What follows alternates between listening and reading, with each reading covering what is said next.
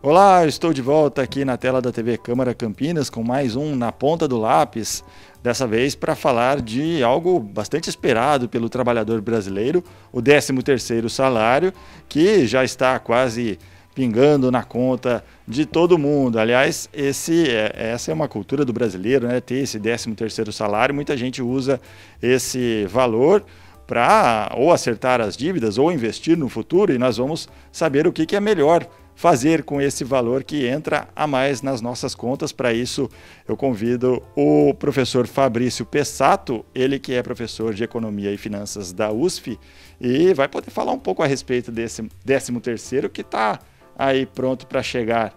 Fabrício, obrigado pela sua presença. O que é melhor fazer? É quitar as dívidas ou investir no futuro? Muito obrigado pelo convite. É grande satisfação estar aqui. Bom, aquele negócio, né? O brasileiro ele tem muita dificuldade de fazer o controle financeiro das suas contas pessoais, né? Por conta de todo aquele histórico que a gente tem nos anos 1980, 1990, histórico de uma inflação muito elevada. Isso acabou minando a possibilidade do brasileiro de fazer o seu devido controle de finanças pessoais, né? Então, o que acontece? Muitas vezes a pessoa usa o 13º salário como uma espécie de refúgio, aquele momento que a pessoa vai conseguir ter um dinheiro a mais para poder fazer frente aos gastos pagar gastos, na verdade, que ela fez ao longo do ano, que ela não se programou, que ela não planejou, e com isso, muitas vezes, você chega lá no final do ano e não sobra dinheiro do 13º. Então, o que a gente fala como a lição zero das finanças pessoais é, em primeiro lugar, o seguinte: quando você recebe qualquer dinheiro, o ideal é que você, ao receber o dinheiro, você já separe uma parte desse dinheiro como uma parte de aplicação financeira para te dar uma segurança com relação ao futuro. Como as pessoas não têm esse hábito de poupar recursos, aí elas acabam, muitas vezes, entrando numa dificuldade financeira muito grande, nunca sobra dinheiro no final do mês, no final dos períodos, e aí as pessoas acabam gastando todo o 13º, gastando tudo. Então, já que a pessoa está recebendo o 13º e está atrás dessa dica agora do que fazer, então a minha recomendação, em primeiro momento, é o seguinte: pega agora esse momento que você está com o dinheiro entrando na sua conta e começa a fazer um orçamento familiar. Pega lá uma planilha eletrônica, pega aplicativos de celular que tem agora gratuitos que ajudam você a fazer o seu controle, ou começa a anotar isso numa forma que você tenha mais facilidade, mas comece a exercer esse hábito de controlar as suas finanças pessoais, porque isso vai facilitar a sua vida. E aí, na hora que você receber o seu 13º salário, faça uma subdivisão, né? Porque as pessoas chegam no final do ano, eu sei que nós estamos vivendo um período complicado de pandemia, mas em geral as pessoas pegam o 13º salário e compram presentes, e fazem festas e tal, e muitas vezes acaba não sobrando dinheiro. Então seria um momento interessante para as pessoas pegarem esse dinheiro, né, e exercerem aquele bom hábito de começar a fazer o controle das suas finanças pessoais. De repente pode ser o start para o próximo ano, né? Para que no ano que vem, quando receber o 13º salário, esteja numa situação mais confortável também, né? Exatamente. As pessoas precisam começar a pensar um pouco mais em longo prazo, porque o brasileiro é muito curtoprazista, né? Ele quer tudo ali naquele momento, né? Imediatista, quer que as coisas aconteçam rápido, quer exercer os gastos naquele momento. E vem um pouco da cultura, daquele problema que a gente tinha, que a gente estava falando há pouco, né? Sobre a questão da inflação que a gente viveu nos períodos dos anos 1980 e 90. Então as pessoas não tinham nenhuma razão para economizar, porque elas recebiam dinheiro e tinham que correr no supermercado comprar o mais rápido possível, estocar em casa, porque no dia seguinte já estava tudo mais caro. Então isso acabou gerando um hábito, né? Acabou entrando na cultura do brasileiro desse imediatismo, de precisar fazer a compra o mais rápido possível. E a gente precisa reverter esse mau hábito que acabou sendo gerado por conta desse período.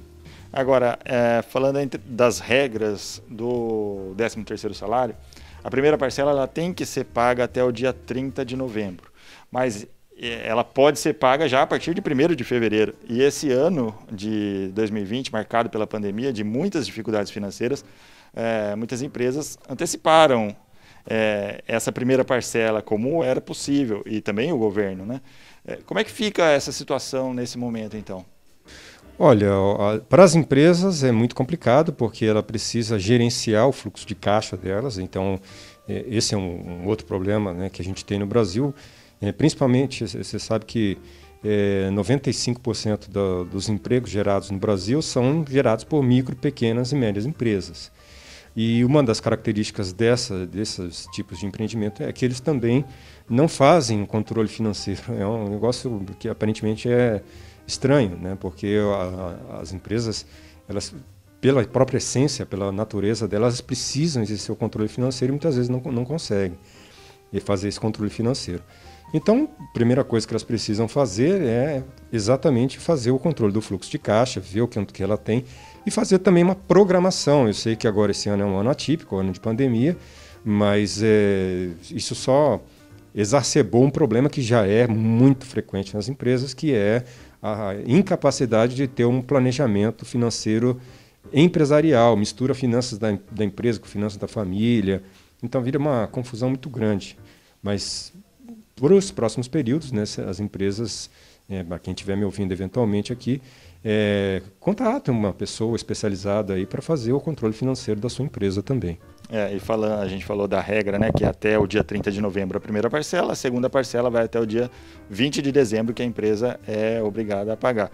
Mas nesse ano, mais uma vez, por causa da pandemia, inclusive com mudanças nos contratos de trabalho, né, com redução de jornada, isso daí também permite que haja algum novo cálculo para o 13º, ou o 13º não entra nessas O cálculo mudanças? é sempre proporcional. O cálculo do 13º é proporcional. Como a gente teve em 2017 uma mudança importante, né, 2017 para 2018, que foi uma reforma trabalhista, essa reforma trabalhista ela acabou permitindo às empresas fazerem algumas regras que dão mais flexibilidade, por exemplo, o trabalho intermitente.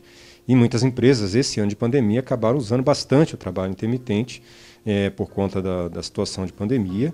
E o cálculo do 13º ele é proporcional no caso das horas que foram efetivamente trabalhadas por quem está exercendo atividade dentro da empresa. Então, aquele funcionário que teve a redução de jornada, ele pode esperar que vai haver redução também no 13º? Vai haver redução no 13º. Reduzir o salário, reduzir a jornada, reduzir o salário, o 13º é proporcional, vai ter redução. Muito bem. Então é hora de todo mundo se precaver e mais ainda fazer as contas, né? Sempre.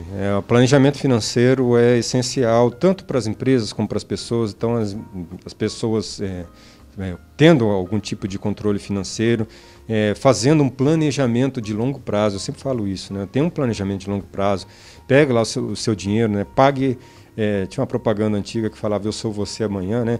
Pague o seu você amanhã, pega esse dinheiro, guarde num lugar que você não vai ter acesso, numa aplicação financeira de médio para longo prazo, que seja em títulos do governo, do Tesouro Direto, alguma coisa assim, que a pessoa não vai conseguir acessar aquele dinheiro de forma fácil. Porque se tiver dinheiro à mão, a pessoa vai lá, né, como já diz a música lá do dinheiro na mão é vendaval, né? Então, se a pessoa está com dinheiro fácil ali, ela vai exercer o gasto. Então, o ideal é ela fazer esse controle de longo prazo, guardar os recursos em aplicações financeiras. Se não souber, né, não tem a vivência disso, não gosta de fazer isso, tem inúmeros profissionais no mercado aí que auxiliam as pessoas no planejamento financeiro. E muitas vezes sai mais barato você pagar um planejador financeiro do que você ficar sempre nessa ciranda financeira, né? As pessoas muitas vezes têm preconceito, né? Não, eu tenho que pagar um profissional para gerir minhas finanças. Mas quanto está custando você não gerir suas finanças, né? Às vezes está saindo muito mais caro. Você pagando um pouquinho para um profissional dessa área, você vai conseguir ter uma gestão boa, o seu dinheiro sobrar e você remunerar condignamente uma pessoa que está te ajudando a efetuar os seus controles. E vale lembrar que o 13º salário está chegando no final do ano e logo no começo do ano tem o IPVA, tem IPTU, tem a matrícula da criança na escola.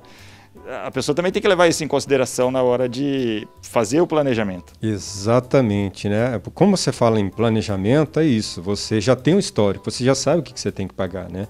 E quando a pessoa recebe aquele espírito de alegria que tem no final do ano, do Natal, todo mundo querendo se confraternizar, as pessoas se esquecem, né? Aí chega lá o mês de janeiro, você tem que pagar o IPVA. Chegou lá fevereiro, março, você vai ter que pagar o IPTU, né? Aí tem a renovação, eventualmente, de matrícula, tem mensalidade escolar, tem material das crianças, tudo.